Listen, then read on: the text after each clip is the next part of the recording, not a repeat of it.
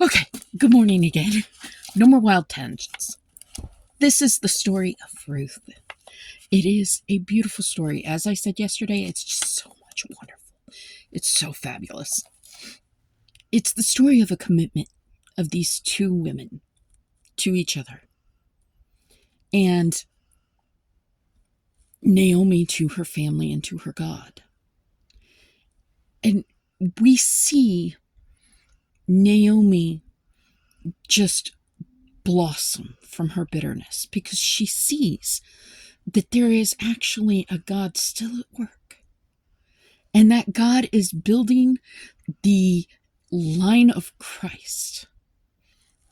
Ruth, Boaz, these are individuals that are right in the lineage of Jesus.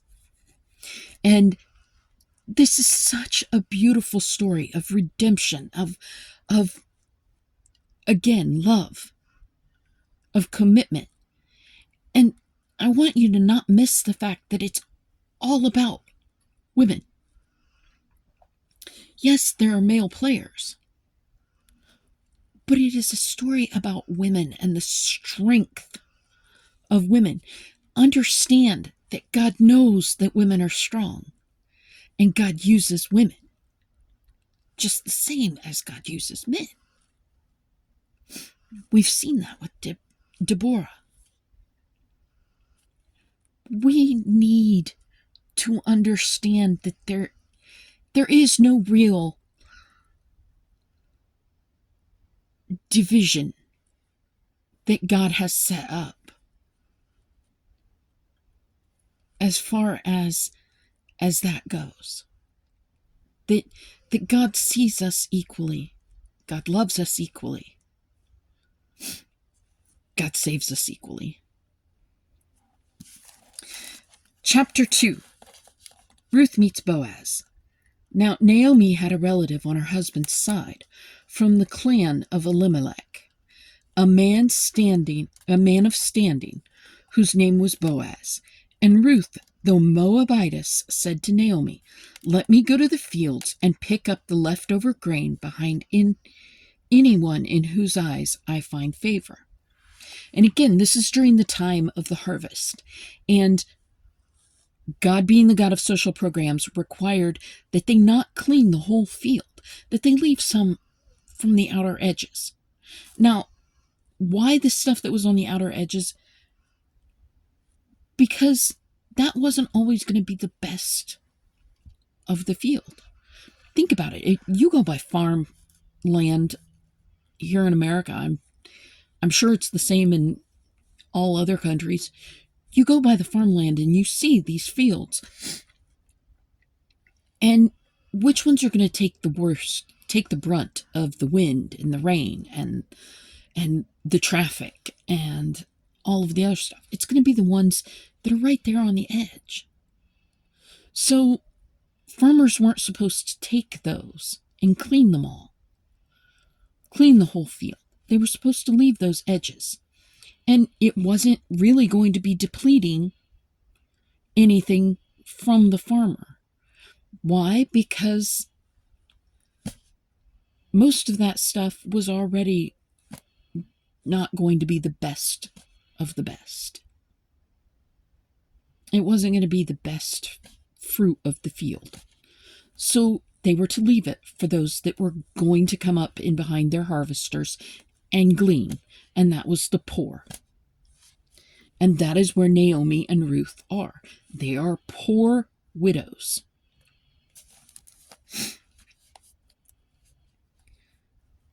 Naomi said to her, "Go ahead, my daughter." So she went out and began to glean in the fields behind the harvesters.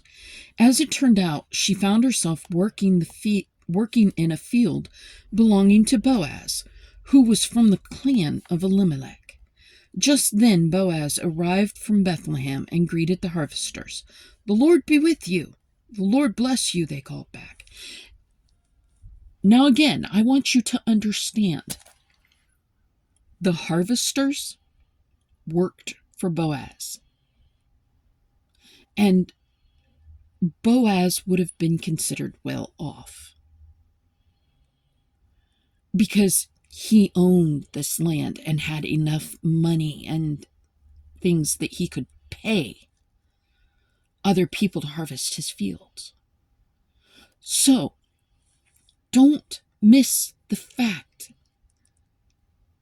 that even from his place of I hate to say greatness, but I can't think of the word I want right now. His place of wealth.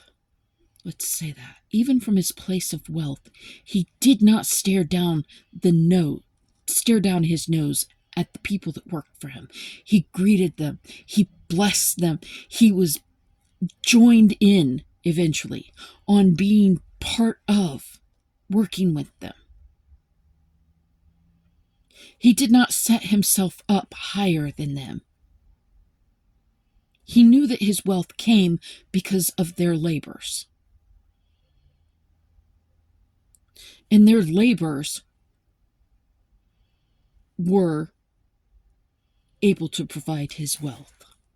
So he paid them. And he took care of them.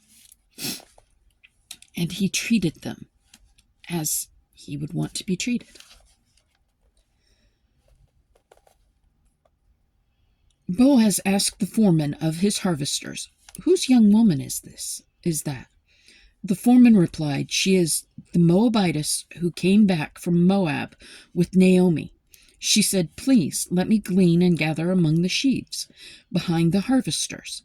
She went into the field and has worked steadily from morning till now, except for a short rest in the shelter." So Boaz said to Ruth, "My daughter, listen to me. Don't go and glean in another field, and don't go away from here.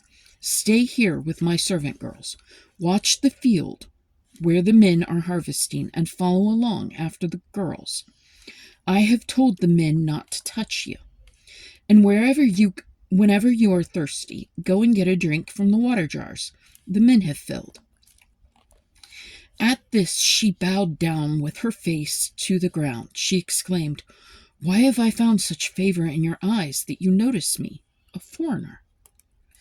Boaz replied, "I've been told all about what you have done for your mother-in-law since the death of your husband, how you left your father and mother and your homeland and came to live with a people you did not know before.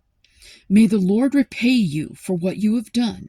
May you be richly rewarded by the Lord, the God of Israel, under whose wings you have come to take refuge." Okay, why is this important? Because Boaz knows that he treats all of the workers in his fields equally.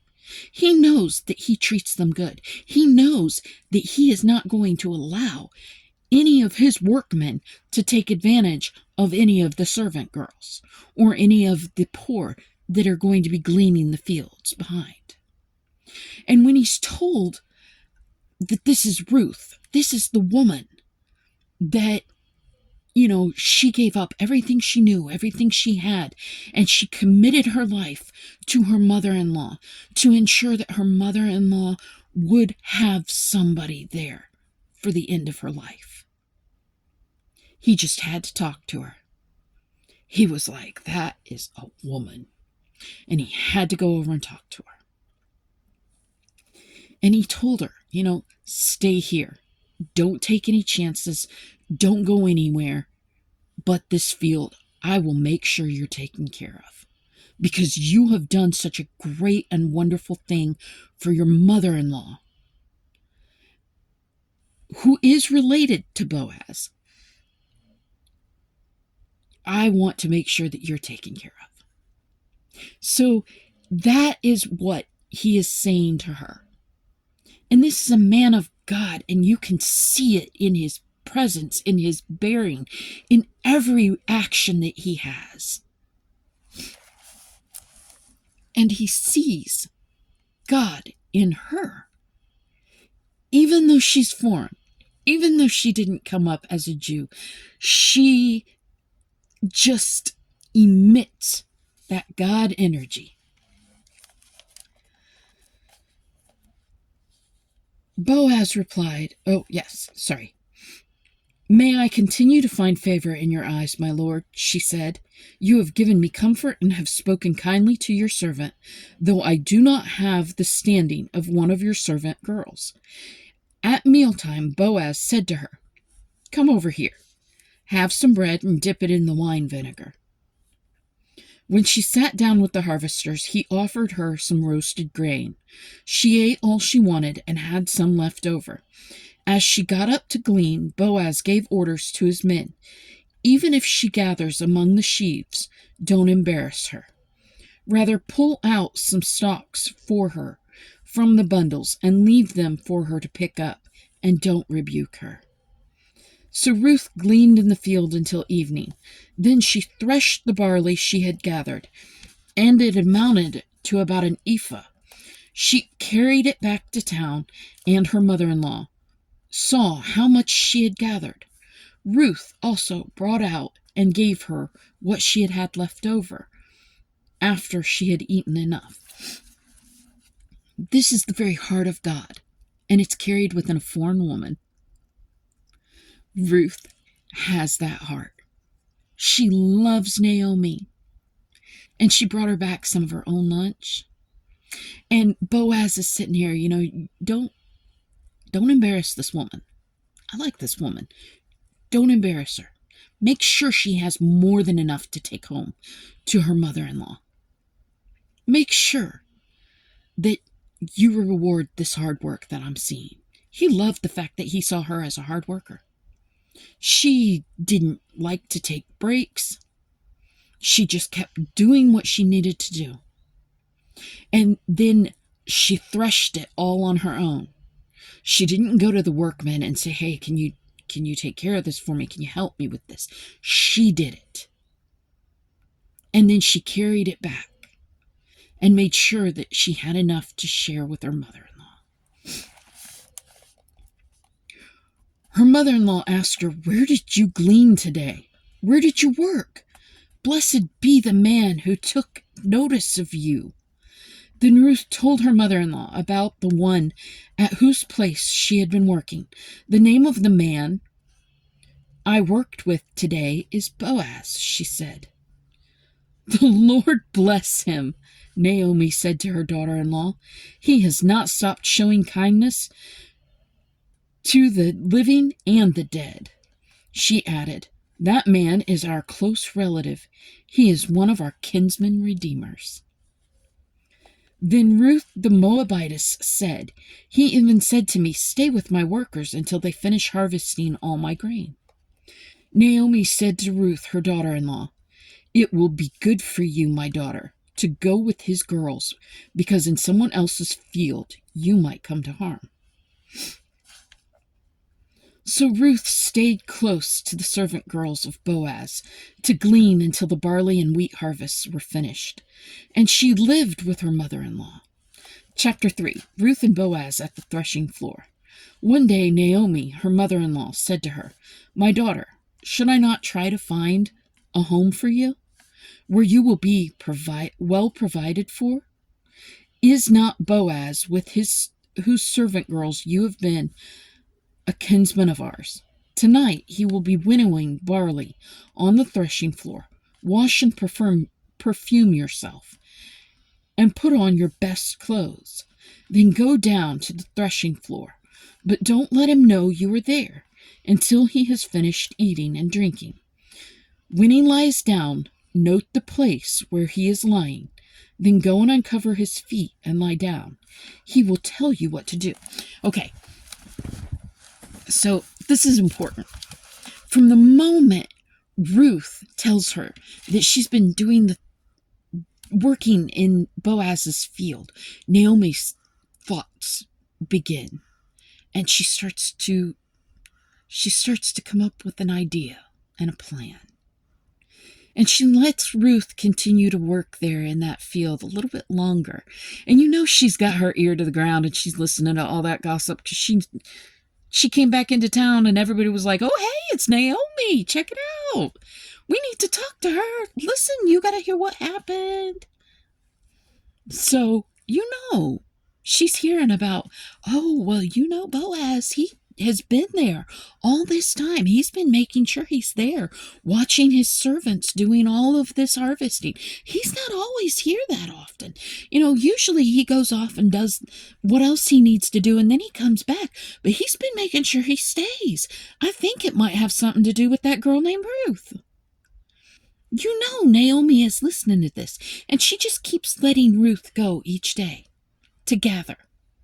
And she lets that build. She lets him see Ruth for a little bit, and then she steps up and she says, Ruth, you're my daughter. Shouldn't I find you a husband? Shouldn't I make sure you're taken care of? That's the way that things are done. So, she starts working it. And she tells Ruth, tonight, because they're at the end of the harvest now, so they're going to be doing the threshing.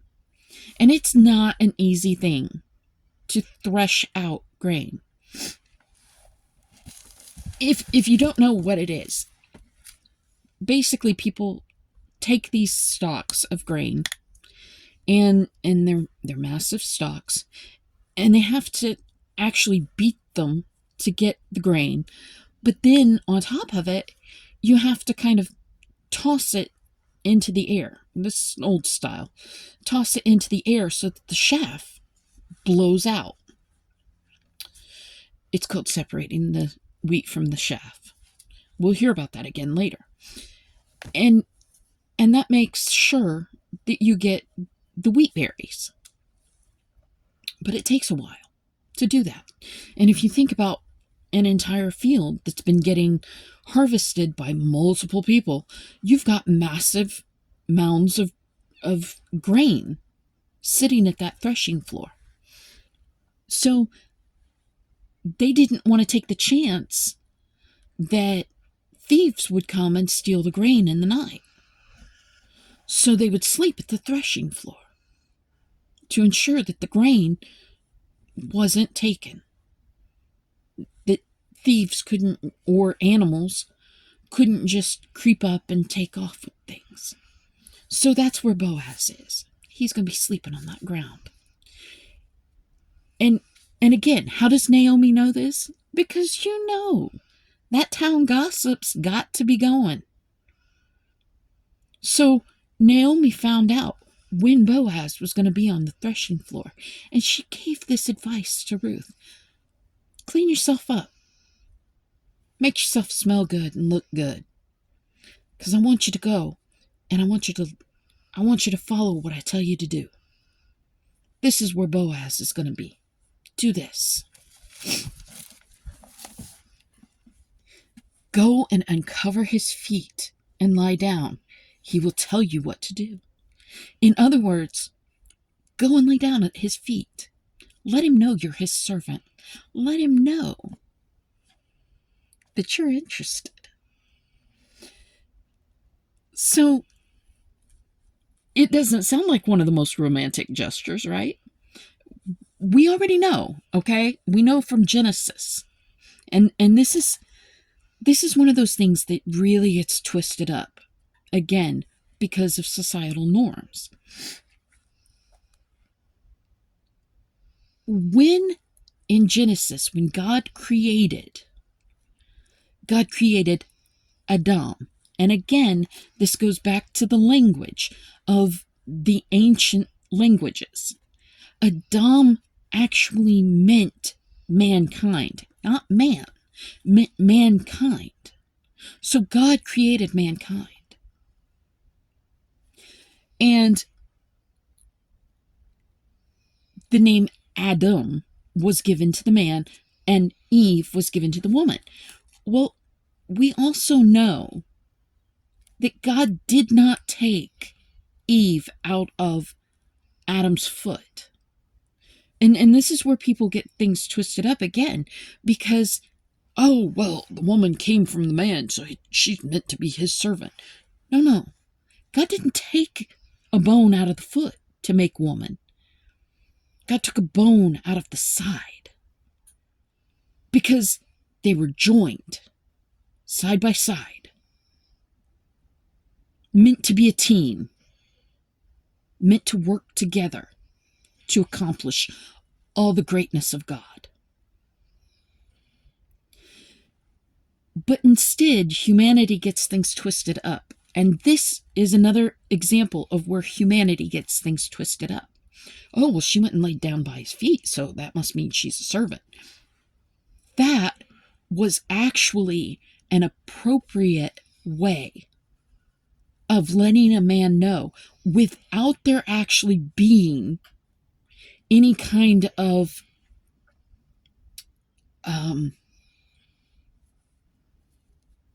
potential for coitus, if you want to put it that way,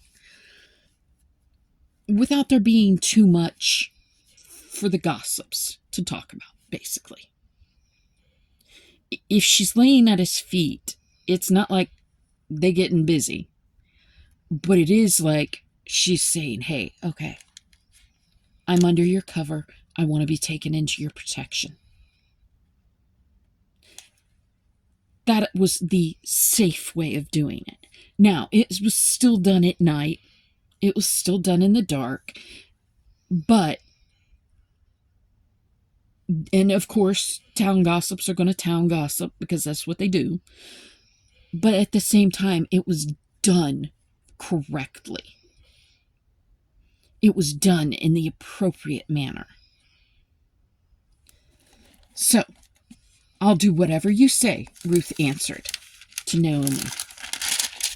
So she went down to the threshing floor and did everything her mother-in-law told her to do. When Boaz had finished eating and drinking and was in good spirits, he went over to lie down at the far end of the grain pile. Ruth approached quietly, uncovered his feet, and lay down. In the middle of the night, something startled the man, and he turned and discovered a woman lying at his feet. Again, he's out cold. He's been working really hard. You know that man doesn't smell good.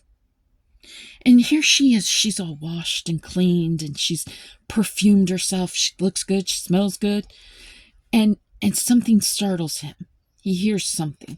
Of course, he's going to be doing light sleep because he's on guard duty, basically. Not much of a guard, because she slipped in and laid right down on his feet and put that blanket over her.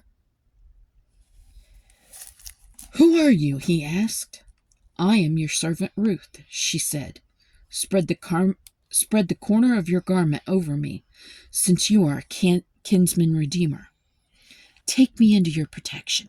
Take me into your life, into your world.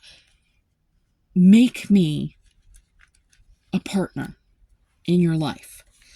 The Lord bless you, my daughter, he replied. This kindness is greater than that which you showed earlier. You have not run after the younger men, whether rich or poor. And now, my daughter, don't be afraid. I will do for you all you ask. All my fellow townsmen know that you are a woman of noble character.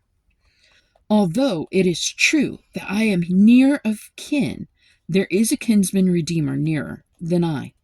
Stay here for the night, and in the morning, if he wants to redeem, good, let him redeem. But if he is not willing, as surely as the Lord lives, I will do it. Lie here until morning. Okay, again, why was this so important? Why was this such a big deal? What exactly does a kinsman redeemer do? This is where this whole lineage thing is important. Naomi had a husband and sons. She had those that would take care of her. And the truth is any child that Ruth has should by rights be Naomi's at that point. Why? Because Naomi is a widow. And her sons are dead. And she needs someone to carry on her husband's name and to take care of her later in her life. Orpah, the other daughter-in-law, was not really willing to give that up because she knew that what would happen is it would make it that much harder for her to get married. In Moab, it would have made it that much harder for Ruth and Orpah to get married. Because anybody that would have married them would have known that their first child, by rights, should go to Naomi to raise, or their first son should go to Naomi to raise and to take on the name of whatever son and the family name of Elimelech. Elimelech, I think, of Naomi's husband.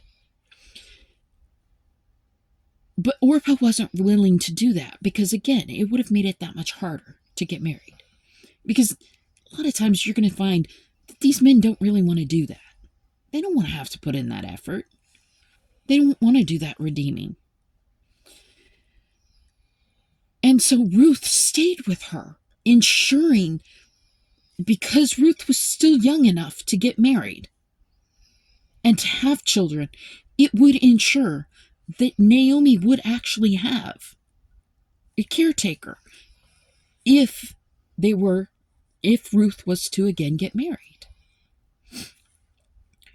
But it gets better than that because they're able to find someone who is actually a redeemer, which means that he will willingly, he's related to them close enough that he will actually be able to marry Ruth.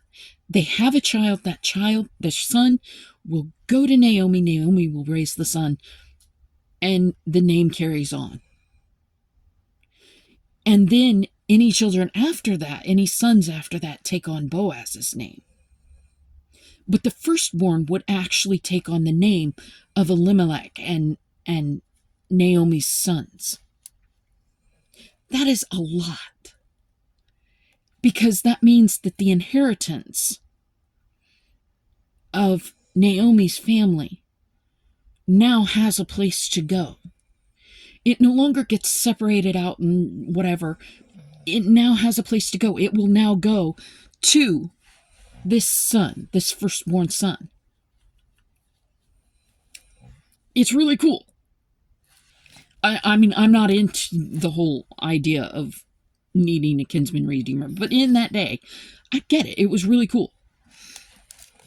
And the fact that Ruth was willing to put herself through that is a sign of her commitment and her strength to Naomi and to her family, to God.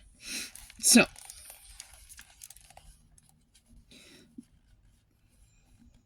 my fellow townsmen know that you are a woman of noble character, although it is true that I am near of kin. Okay, so, we did that. So she lay at his feet until morning, but got up before anyone could be recognized. And he said, "Don't let it be known that a woman came to the threshing floor." He also said, "Bring me the shawl you are wearing and hold it out." When she did so, he poured into it 6 measures of barley and put it on her. Then he went back to town. When Ruth came to her mother-in-law, Naomi asked, "How did it go, my daughter?" Then she told her everything Boaz had done for her, and added, "He gave me these 6 measures of barley, saying, 'Don't go back to your mother-in-law empty-handed.'" Then Naomi said, "Wait, my daughter, until you find out what happens, for the man will not rest until the matter is settled today." In other words, Naomi and Boaz had kind of a secret language going on between them through the use of the grain. What Ruth was taken back. Basically, let's be clear about this. The first day that Ruth gathered all that stuff up and then took it home, Naomi was clear right then and there. Boaz is saying, "Hey, I got myself an interest." And Naomi, like I said, she allowed that to simmer. let it kind of stew a little bit here and there. Let the romance grow. And then, when the time came, then it became a situation of, okay, he's been doing this. He's been letting me know he's still interested, because Ruth has kept coming home with more and more. And now this time, she told Ruth, go do this. And Boaz knows that Naomi has put this in motion. So, to assure Naomi this is going to happen, I'm going to take care of it, he gave all this wheat to Ruth and said, don't go back to her empty-handed. Let her know the answer is going to be yes. I'm going to take care of this. And from that moment on, Naomi went, oh yeah, he's going to deal with it. He's going to be dealing with it, and it's going to be done today. Don't even worry about it. You're going to be married tomorrow. We got ourselves a redeemer. So, this is what happens. Chapter 4, Boaz marries Ruth. Meanwhile, Boaz went up to the town gate and sat there. When the kinsman redeemer he had mentioned came along, Boaz said, come over here, my friend, and sit down. So he went over and sat down. Boaz took 10 of the elders of the town and said, sit here. And they did so. Then he said to the kinsman redeemer, Naomi, who has come back from Moab, is selling the piece of land that belonged to her brother Elimelech, to our brother Elimelech. I was right. I got the name right.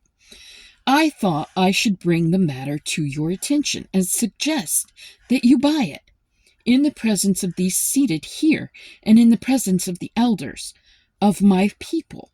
If you will redeem it, do so.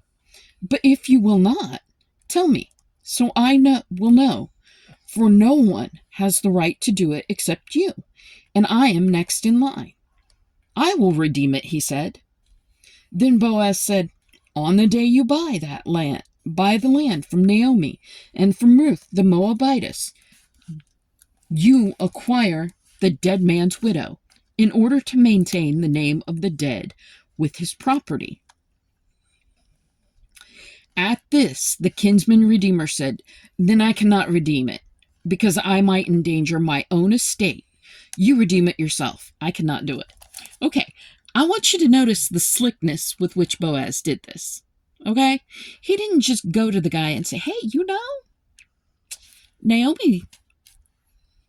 Naomi's trying to marry off Ruth. Why don't you marry her? You're her redeemer. No. He went to this guy and he sat the guy down and he made sure the elders came over and sat down and could hear everything that was going on. And he says, Naomi's selling that land that used to be Elimelech's. You're the first in line. Do you want it? Oh yeah, I want the land. Okay, well, when the time comes, you're going to marry Ruth. That was why it was so important for Ruth to be there.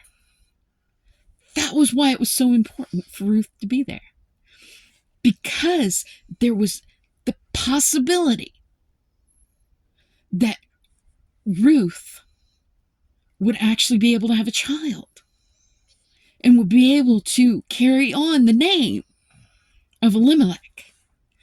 And the guy goes, oh, wait, no, didn't know about the woman, not interested, got one at home. I don't want to mess mine. We ain't bringing another woman in. My wife's already told me no more.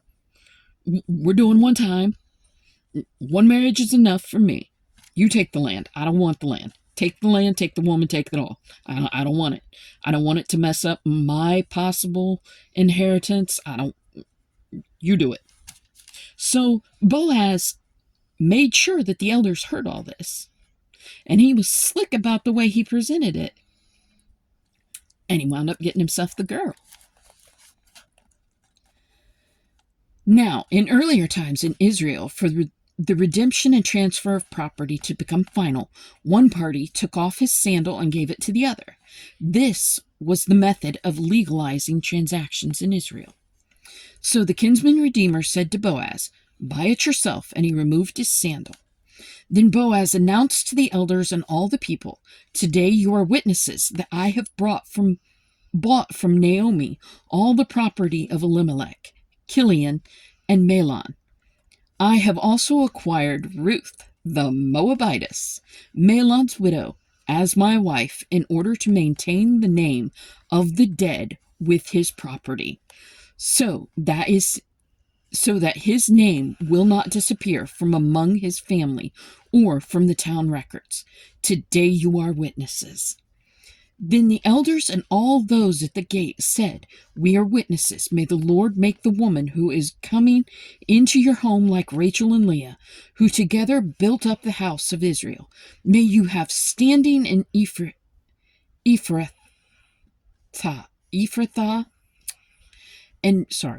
and be famous in Bethlehem.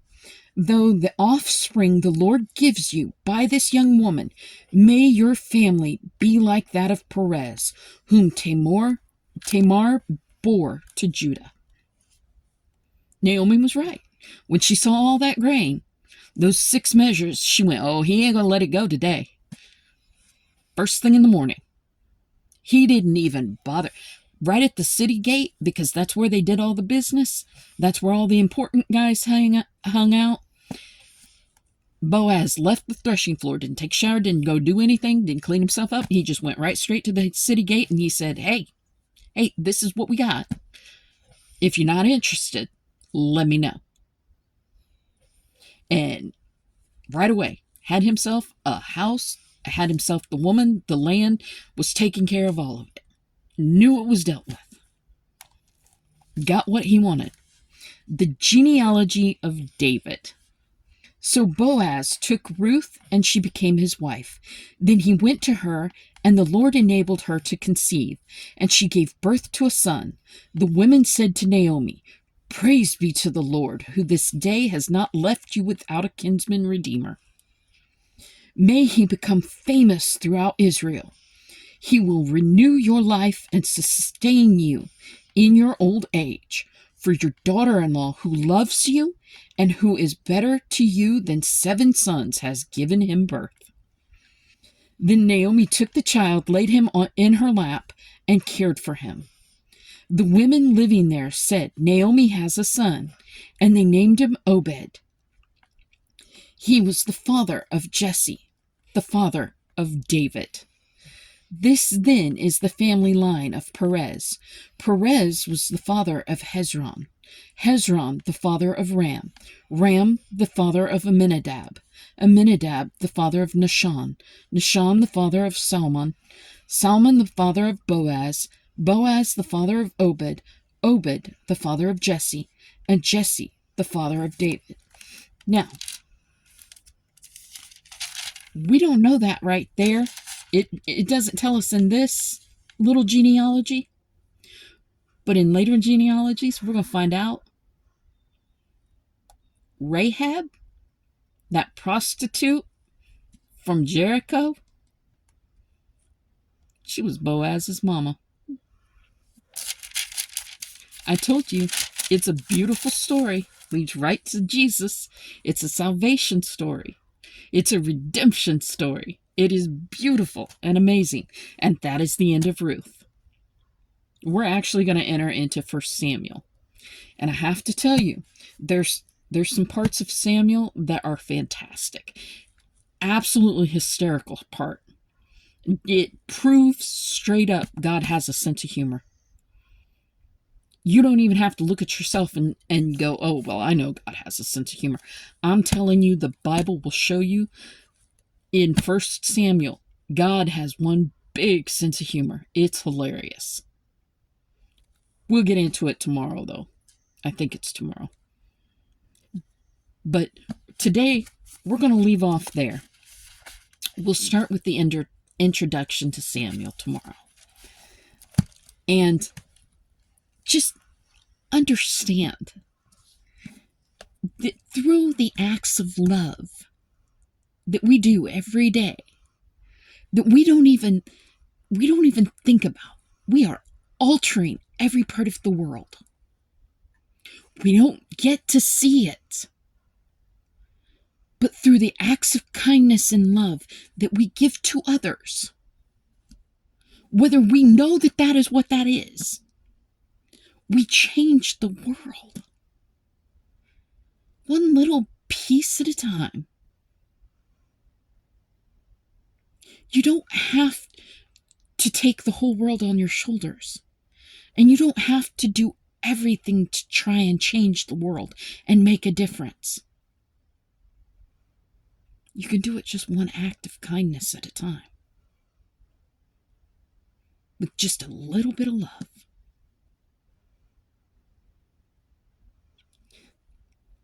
Let's say a prayer. God, my holy, mighty, loving, merciful King, my wondrous friend, lover of my soul, friend of my spirit, Jesus, we come to you, praising you, giving you thanks, asking that you be in this day, guide us, protect us, keep your hand on us. And Lord, while we're going through these trials, please, God, help us to know that there are still things that we can do. Remind us again and again that you are the God of social programs, the God of choice, and help us to choose to do right by you.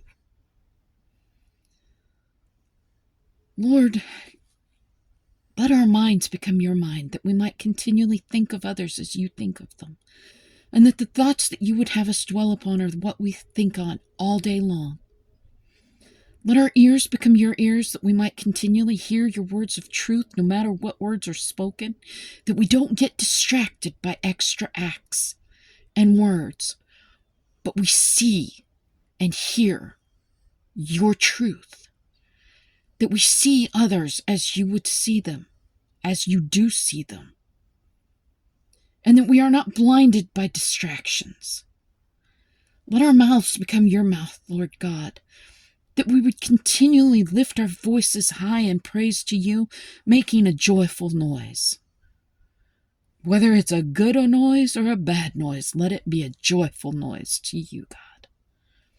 Let our tongues and lips drip with your praise and with your truth, God.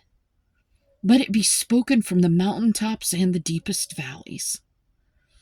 Let our hands become your hands, that they would be continually about your labors, working to build your kingdom, giving where you give, loving where you love, feeding the hungry, giving to the poor, helping the homeless, house the homeless, taking care of those that are in need, Lord God, those that emotionally struggle, and those that are physically downtrodden. God, help us to be there for them and to be you to this world. Let our feet become your feet, God, that we might continually be on your path of righteousness, so that when others follow us, they would follow you instead. And God, let our hearts become your heart, that we might continually love others as you love them, and that what breaks your heart would break ours. And God, let your Spirit flow through us, that we might be filled with your holy, wonderful, glorious Spirit, and that we might have that spirit of wisdom and discernment to see where you are working and to see the truth that you want us to see in this world, to know your ways, Lord God. We ask it in your holiest, mightiest, and most glorious name, Jesus. We say amen. Hey, come on back tomorrow, because Samuel is great.